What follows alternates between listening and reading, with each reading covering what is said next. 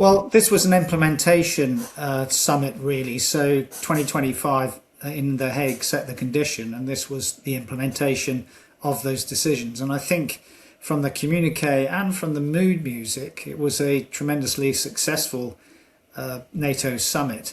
Stand fast Trump's criticisms in various areas, which really came out of the national security strategy and events Dear Boy in the last year.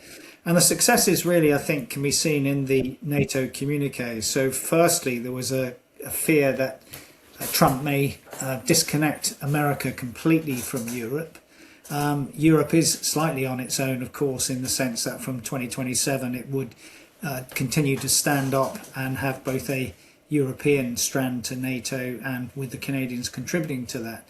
But the first thing was that they reiterated once again the ironclad commitment to Article 5 under the Washington Treaty, and that is really, really important, and emphasised within that both deterrence and defence. Now that is also important because if you posit that Russia is the main threat, which paragraph 4 of the communique does, then deterrence has two functional parts. It can be the deterrence by denial, by being there, which came out of the 2018 NATO summit from Warsaw, which is why we have the enhanced forward presence, particularly in the Baltic countries and Poland.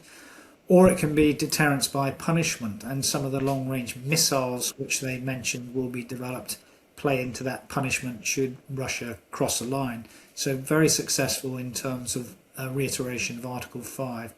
The second thing is it mentioned about delivering on the Hague commitment in terms of the industrial production for the future and the innovation that would go within that. And I think it successfully did that, both in terms of defence spending and industrial expansion.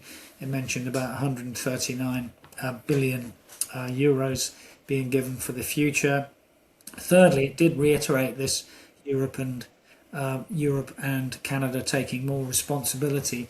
And then it meandered into the aspects of foreign policy, both in terms of Russia, which I've mentioned about the deterrence against that, and finally about Iran, that they must never have a nuclear weapon and freedom of navigation should be sacrosanct. We'll see what happens with that last one, with the events of the last 2 days. So stand fast the Trump criticism in really three areas. Firstly, Germany, France and Italy for not standing up and supporting America over Iran. Secondly, from his smacking of Spain for their low defence spending. And thirdly, again, reiterating his desire to either own or have some sort of suzerainty over Greenland. It was a very successful summit, and I think even Trump's words actually said that. He mentioned it was both tremendously successful and that there was tremendous love and unity. They're not normal words you'd get out of Trump to do with NATO. And then you sort of touched on there sort of like the winners and losers of the summit, and obviously Europe and Trump seem to come out of it quite friendly. Those relations seem to be slightly stronger than what they probably were at the start of the year. But then you'd argue that Russia is probably one of the biggest losers, because not only is Trump friends with Zelensky again, they obviously spoke, and that peace talks are getting stronger in Ukraine again, but also Russia is now the number one target of Europe and the enemy of Europe. So how do you think Putin and the Kremlin will be looking at it after the NATO summit? Well, that was actually part of the communique as well, that Ukraine contributes to transatlantic security and the Allies stand united in defending its freedom, sovereignty and territorial integrity. Now, that language is also important because Russia, essentially in a maximalist sphere, attempts to do three things in Ukraine. It attempts to break the territorial integrity of Ukraine. It attempts to crush its sovereignty, and thirdly, make sure that it is not an independent state for the future, but either a vassal state or part of the wider Russian Empire. That's why in the last week Putin has reiterated this notion of Novorossiya, the 18th century notion of a Russian Empire. So it further said that the financing for Ukraine must be equitable, predictable and sustainable, which is why the 70 billion euros were mentioned as supporting Ukraine in 2026 and a further 70 billion in 2027, along with the notion that Ukraine can build Patriot missiles under license. And the obvious weakness at the moment of Ukraine is in the ability to counter the Russian ballistic missiles. It can counter most of the Russian drones. It can't counter at the moment most of the ballistic missiles. So Ukraine is absolutely a winner from the NATO summit, and Russia is potentially a loser. But I think we always have to be careful when we look at Russia, particularly in lots of people look at it through Western eyes. If you're a true analyst, you're absolutely familiar with the 7 deadly biases. 2 of those 7 deadly biases are confirmation bias, and the more important one with regards to Russia is fatal attribution error. Fatal attribution error says surely Russia must come to the table and concede because their oil refineries and infrastructure is taking such a pounding that it would be logical in a rational world for Russia to come to the table. That is the same mistake we made in 1968 when we said surely Russia will not invade Czechoslovakia because of the opprobrium which would fall upon them. If you take that fatal attribution error, you will say that Putin will not concede, he will still have maximalist objections, and he will double down.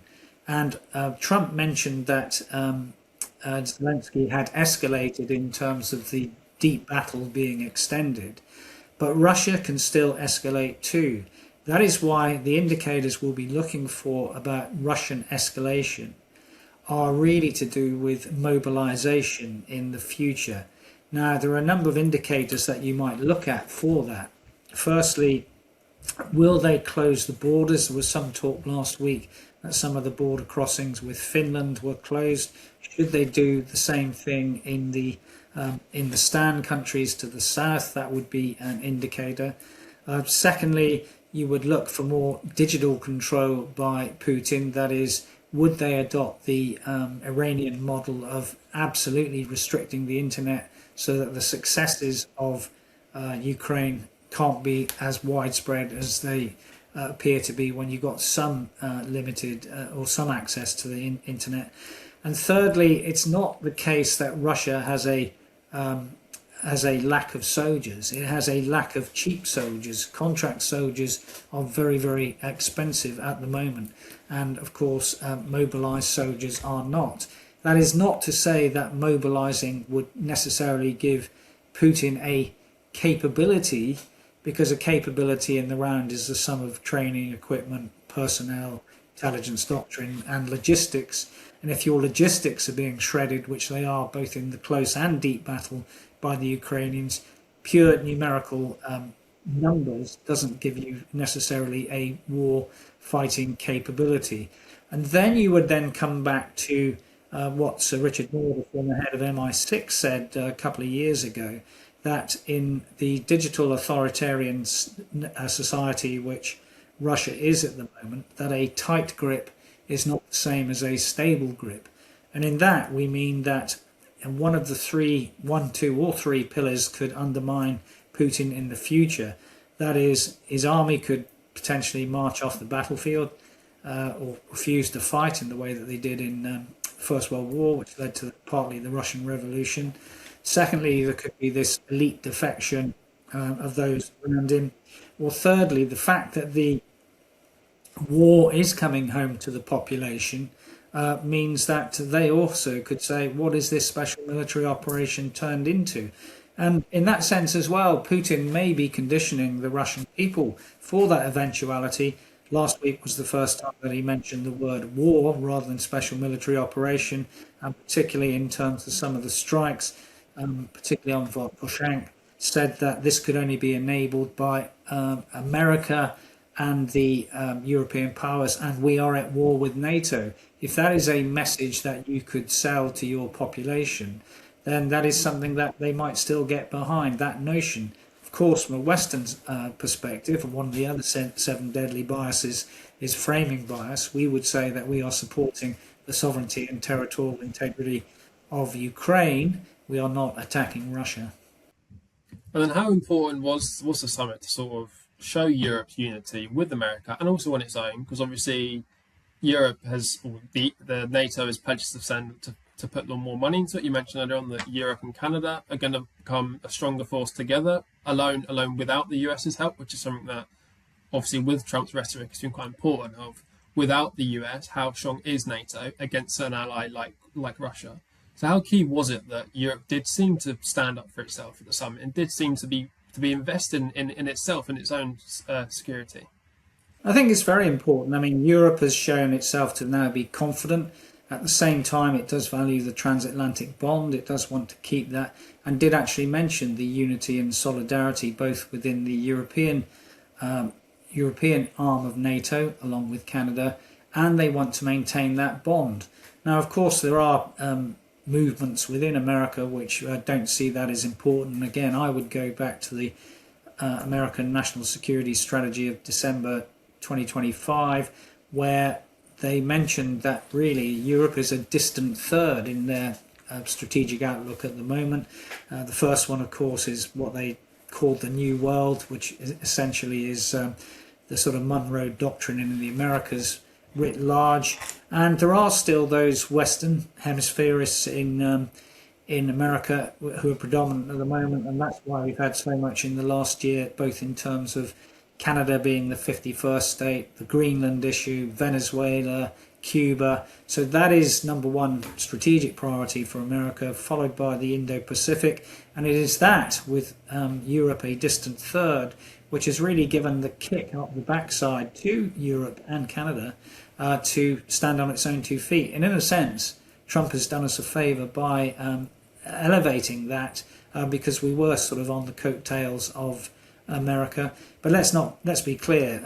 Trump is a transactionalist.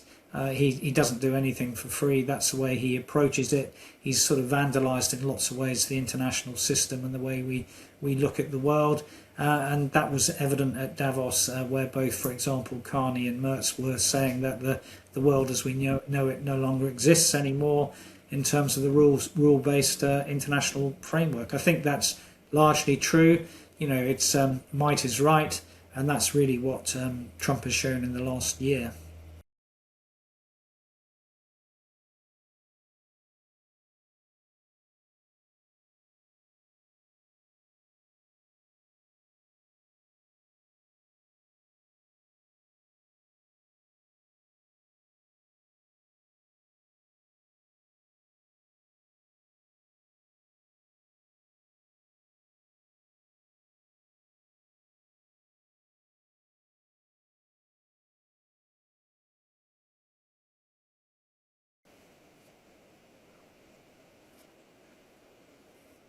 Well, when you talk about ramping up, you can only escalate in 7 ways: weapons, objectives, targets, domains, geography, rhetoric, or mobilization. They are the only 7 ways. So the only 3 that are really left are weapons. Technically, you could say that Russia would, its final throw of the dice would be the use of nuclear weapons. I think the probability of that is still extremely low. There is no indication either in strategic doctrine or imminency that that will happen. Indeed, their nuclear doctrine is essentially defensive, that only if Russia is existentially threatened would they use those. Now, you know, the whole thing that I've really said about Ukraine is territorial integrity and sovereignty. They don't expect to have large sweeping maneuvers into Russia. So in a theoretical doctrinal sense, there should be no use of nuclear weapons, nor indeed do I think that they would be able to use it within the international fora. They would be isolated, and I think there would be restraining powers who would stop them doing that, not just the USA, but China. So then you're left in terms of the Russians with either more use of ballistic missiles, but they've shown both in terms of their what we call the circular error of probability where they land, that has failed to break the will of the Ukrainians. And indeed, when we talk about going, from 2022, Ukrainians had the will to resist, but they didn't have the capabilities to resist. The difference in 2026 is they have the will and the capabilities, particularly these deep strike weapons. So there are very limited options in terms of escalation for the Russians. One of the other things that has been mentioned in the last couple of weeks is, geography in terms of escalation. This notion that they would have a provocation against someone like Poland, with an idea of either doing a limited military incursion or such like, not to do anything other than test NATO's resolve, to try and break that resolve and say we will go out of wherever it might be if you stop supporting Ukraine. Actually, what's interesting about that is I can't find any initial intelligence summary of that from an American intelligence agency, and there is my view is that some of that is misinformation which was amplified in the Western media. It is one of those things in terms of white propaganda which the Russians use. Now, one thing on the other side the Ukrainians have done is they have absolutely stopped any sanctuary within European Russia with the way that they've developed their long-range systems. Again, whether that will lead to a bleeding point and we've reached a tipping point is very difficult to do. Putting a time sphere on this is one of the most difficult things. As I said, one of the most rational things would be he must come to the negotiating table, but that's not the strategic culture of Russia or Putin.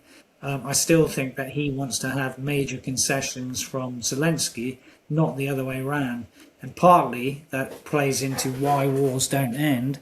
And one of the reasons why wars don't end is the potential loss of power base of those leaders in authoritarian states like Russia, and the need to have this sort of sunk cost game where you need to find some reward for what you've done. And that's the dilemma which Putin has at the moment. And then just the final one, what does NATO have to do in order to stay in the position it's in now, which is quite strong, you'd argue? Russia are appearing to be weaker and weaker by the day if you listen to intelligence reports. So what does NATO need to do? Is it a case of just keeping Trump on side, because having America on your side obviously is a massive win for Europe and Canada and those nations? Or is it a case of just continuing to get stronger and stronger independently? Or is it a mixture of everything? Well, both of those are true at the same time. Firstly, you need to maintain the transatlantic bond. Secondly, you need to invest in defence so that the deterrence posture against Russia is credible. And that's where you come back to the 2025 Hague Summit.